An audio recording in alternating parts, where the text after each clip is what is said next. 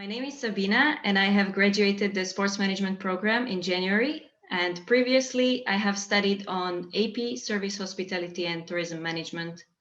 I currently work as a team operations manager for one of the oldest esports organizations in Europe, Ninjas in Pyjamas. I chose this top-up program, sports management, because my passion is to work within the esport industry, which is also included as an elective in this study program. How did you choose this position, Martin?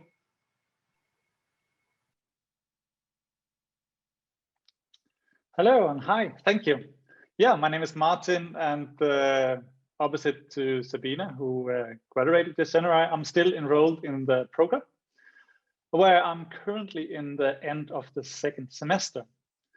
To your question, I differ a little bit to most of my classmates, as I have spent some years out in the business market before I decided I would like to work with the things that I'm passionate about. And I felt the very best way for me was to enroll to this program. And that's why I found my way here. And now I will pass the word to our lecturer, Carla, who will introduce you to some of the content of the program. Yes, hello everybody. So nice to be here with you today. And I will share my screen to start with, so you can see the presentation of the day, which is the introduction of the sport management program. Well, my name is Carla Schack. Just to tell you a little bit about me, I am one of the lecturers in the sports management program at Cphbusiness. I have been teaching at this program since 2017, actually. And besides my academic graduation within the hospitality industry, I have a professional background within the major events industry. I worked at the FIFA 2014 World Cup, at the local committee in Rio, Brazil, where I'm from. And I also worked as a consultant for the Danish Swimming Union in Denmark during the Olympics 2016. Well, we are very much based on theory and on practice, so this is perfect for me. The sports management BA, PBA, I would say, is a top-up bachelor education. Actually, it entails the sport, event, and leisure industry. The education aims to give you knowledge, abilities, competences within leadership, management, marketing, finance, and business development, including innovation and entrepreneurship. We are strongly practical oriented in our program, and we make real collaborations with relevant actors, companies, and organizations throughout different processes and projects. We also invite often guest speakers that can give you a reality check of the market, of the trends, of different cases. And we always motivate the students to work on their own networking skills throughout the whole program. As we are talking about a bachelor level, now we raise the bar and we expect you as a student to act independently, and we need you to be proactive and to take responsibility and initiatives whenever you need to understand different perspectives of a case and when you develop different projects. We also teach about the development of the use of possible business opportunities in the interaction between the organization, companies, consumers, fans, actual products or services. You will get concrete tools to solve both local and global issues, simple and complex operational tasks. And we focus always on sustainability in order to create a strategic value, both in the private and the public sectors, and for the community as well, giving back to the community. So we move on and look at the program as such, the program content. What about the structure of this education? The education is made up of 4 major themes. You can see the educational elements here. We have the national educational elements and the local educational elements. Okay? The theme of the sports industry, to start with, contains social economy, marketing mechanisms, management, legislation in relation to the industry. You will learn to understand how this industry is built up, its diversity, its business opportunities. Then we move to the sports consumer and the sports product. It includes marketing and sales. You learn about consumer types, behaviors in relation to innovation, development, and sales. Then we have the sustainable business. The theme of sustainable business operations includes business economics, business management, and you learn about sustainable operations in companies or organizations in relation to a socio-economic, cultural, and environmental perspective. Finally, we have the strategic value creation part, which includes management and business development. You learn about existing and new areas of focus in the industry, as well as the execution of strategic decisions at an organizational level. You will also get knowledge about sponsorship agreements, proposals, and how to conduct those, considering value match and evaluation processes. Yes, all that. And what about our teaching methods? We teach as ordinary teaching, also digital teaching. We have independent solving, problem solving, project work, and a lot of group work. And there is a compulsory internship in the 3rd semester.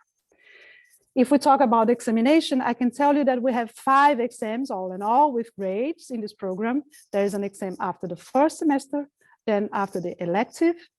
Then we have an exam after the 2nd semester, an internship exam. And finally, we have the bachelor project and the bachelor examination, right? As a graduate, you will typically work with co-management of operations, activities, strategic development of both private and public companies or organizations within the sport, event, and leisure industry. For example, you will be able to work as a sport event planner, a marketing and event coordinator, a sponsorship coordinator, development consultant, sport consultant, project management, key account management. There are many possibilities, you name it. From smaller to bigger companies, from private to public sectors. And there is also the possibility to establish your own business as well. Why not? Now, I would like to pass the word back to Sabina, who will tell you more about the student perspective of this education. Sabina, are you there? Yes. So, as Carla mentioned, the study program and the lecturers encourage us to constantly network, which is how I landed my internship and following my job in Ninjas in Pajamas. I have used an elevator speech, which is a short introduction summary to approach and introduce myself to my now boss. Furthermore, throughout the whole study program, teamwork is one of the key components, meaning I have learned to use tools and models to first analyze and then understand how to work more efficiently in teams. And adding to this, being an international class, you will meet a lot of different people from different countries, and they have also a lot of different backgrounds. So it's a great way to network and also sharpen your teamwork skills. I like this study program because it is practical oriented and it focuses on applying the theories and concepts we learned during the lectures. This is demonstrated in casework. For example, there were many guest speakers from various companies joining the class, which was a great practice for my future work as speaking now, and employment on how to solve these issues and how to execute professionally. What did you find meaningful in the study program, Martin? Thank you, Sabina. I must say I agree with you, especially about the diversity of the class and the opportunity to network and learn from each other. I totally agree. And I should also mention one of the other things I really appreciate about the program is that it isn't a Bachelor of Arts or a BA, you would say, normally speaking, which means it's very practical driven. I mean, we still have the classroom theoretical learnings, but these learnings are then brought out to group work, where they're like tested out in practice, you could say, with in many cases with real life companies you cooperate with in the specific cases we are doing. Which I really like, and it's been a huge advantage for me. As I mentioned, I have some business experience from before I decided to go back to the university. And this is really like working with the team, like in a normal company. So you really gain this experience. Carla mentioned also before, you have a lot of responsibility for your own learning. You're just giving the frame and the opportunity to learn and develop. And this I really, really like. In other words, it's kind of an imitation of the real life. It's real usable practice you're getting. And you know, this is something you can use when you re-enter or enter the work market or labor market again after the program. Just to give a short example of what we have recently been working with the last week, we have been working with the flow, as we call the separation of segments of the semesters here, strategic value creation, where we have worked in close cooperation with the Danish Super League football club, FC Nordsjælland, and been looking into opportunities for them to grow their strategic value creation. I would like to point out that even though the meeting today is called sports management, there's also event and leisure management within the course, which actually fits in perfectly as they do overlap. And as you all know, it's quite clearly as sports are built around events and are for some even a leisure. Now it's time to hear a little bit about the admission requirements. So Son, I would like to pass the word over to you.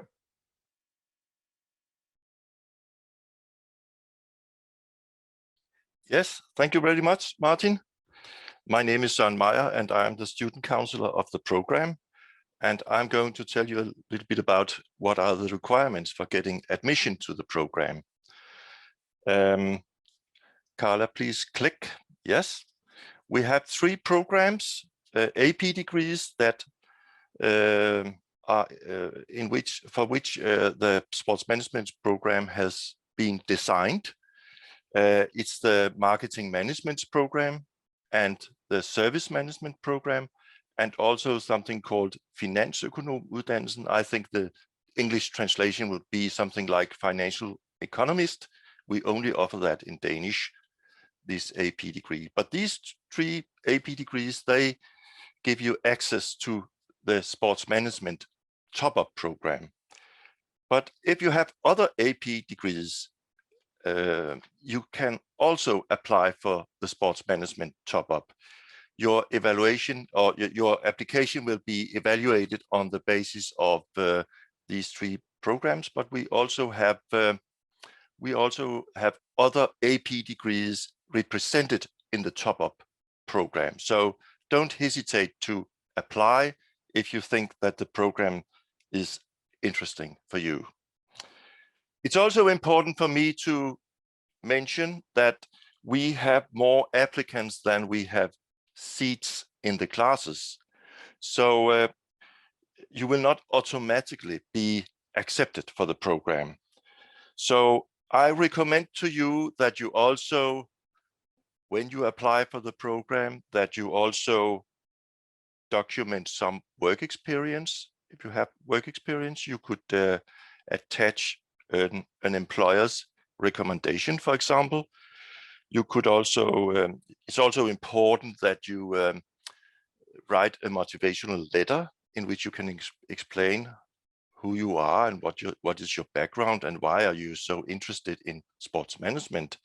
And I think it's also important to mention if you, for example, are a volunteer in a sports club. That would also be valuable information for us when we evaluate your application. But now I think, and I also have to remind you that the deadline for application is the 3rd of June. But now I think it's time for questions. So Carla, would you please read out the first question from the chat? Yes, let me see if there is anything in our chat.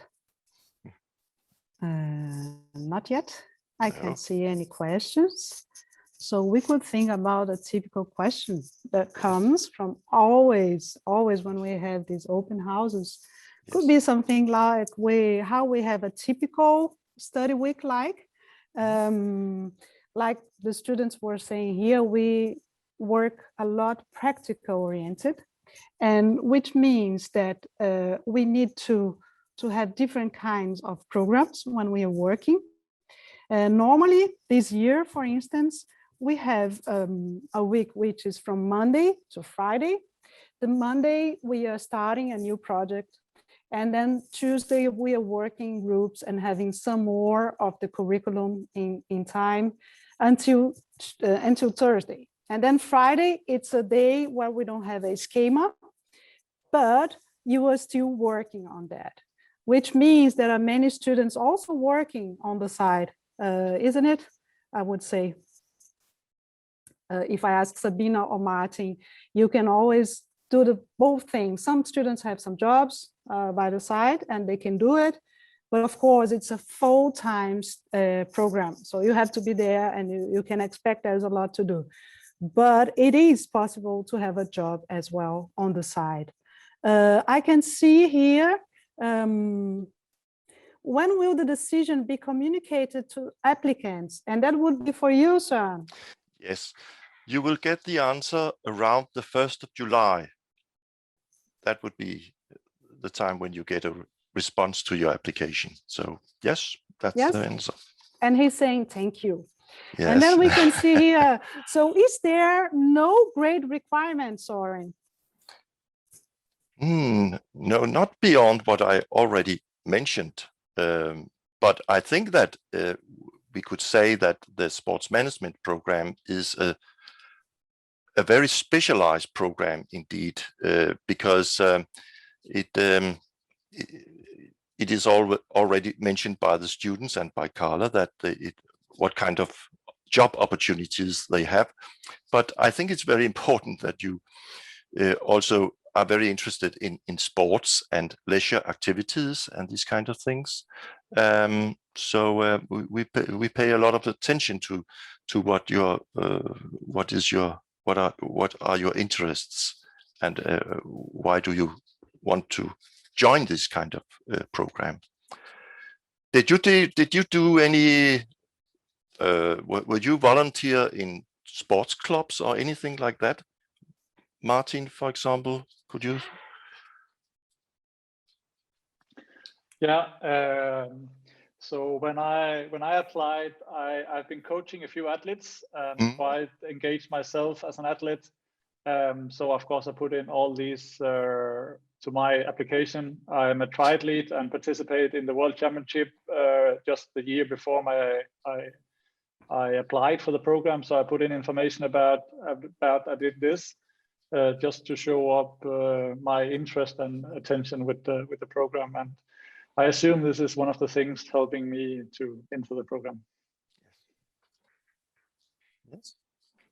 Yeah, maybe another point that is important to talk about is that we really in this program work with diversity. It's very important. So sometimes, of course, we all want the best grades, and but maybe this is not the main point here. You know, in this industry, you really need to be proactive. You need to be searching more and more for knowledge. It's changing a lot, especially nowadays where we are resetting everything in the industries, different industries, you know, we are being more digital, we are being more innovative.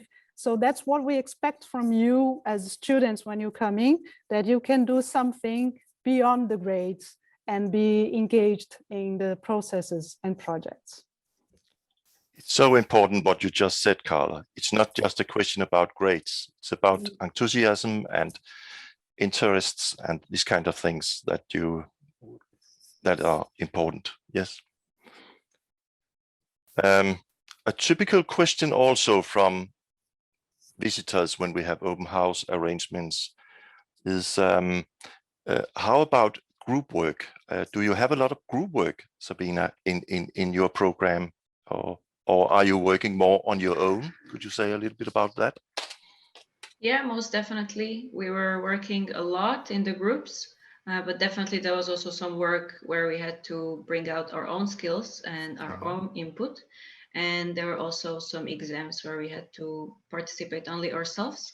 But I really valued this group work because it taught me a lot. And as in your future job or internship or any opportunity you will get in life, you will really be very thankful for these opportunities to learn how to work in a different team with different backgrounds, because it is one of the key components to go off and be successful in your job. Yeah. Mm-hmm. Exactly, and there is no jobs without teamwork. We have many, of course, and this is a part of being human, many conflicts on the way. Some people who are showing more up, some people who are not showing up, some people who are delivering, some people who are not. And it's going to be like that. And again, that's why we are so practical oriented. We are like a lab. So this is going to be like this. You are going to be designed to a task and to a team, work it over. You know, you have to do it and do the best out of it. Especially after the internship period. Now Martin's not there yet, but Sabina could say something. Maybe you can really say, okay, it makes sense what they said to me. It's not just because they are crazy people pushing us all the time, you know? So it's a way of understanding. And I'm personally really like Cphbusiness style, where you're not just studying theory, but what's going to happen after that when I'm finished.